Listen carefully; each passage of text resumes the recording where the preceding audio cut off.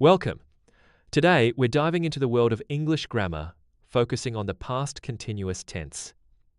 This tense is essential for describing actions that were ongoing at a specific time in the past. Understanding when and how to use it can make your storytelling much more vivid and accurate. Throughout this video, we'll explore the structure, compare it with the simple past, and practice with real examples. By the end, you'll feel confident using both tenses in your daily conversations and writing. Let's get started on this grammar journey together. The past continuous tense is formed using was or were followed by the present participle of the main verb. For example, I was cooking breakfast when she called. Notice how the action of cooking was ongoing when another event happened. This structure helps us paint a clearer picture of what was happening at a particular moment in the past. Remember, was is used with singular subjects and were with plural subjects. Let's look at more examples to solidify your understanding.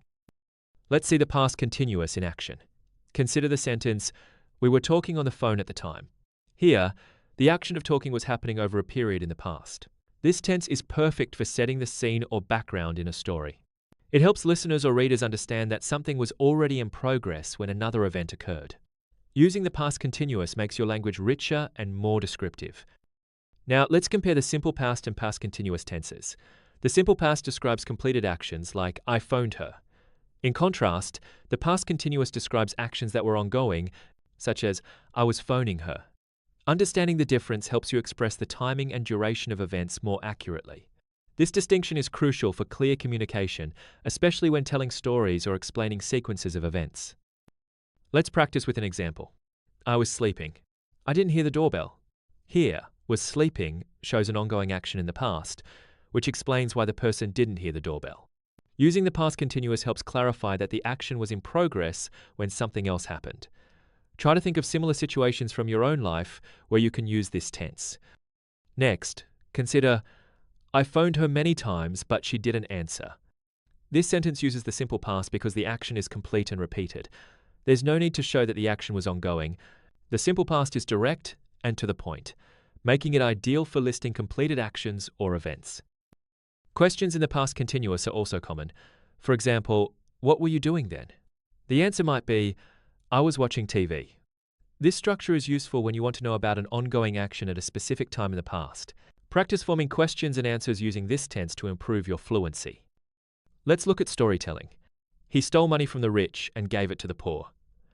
This uses the simple past because the actions are completed and part of a narrative sequence.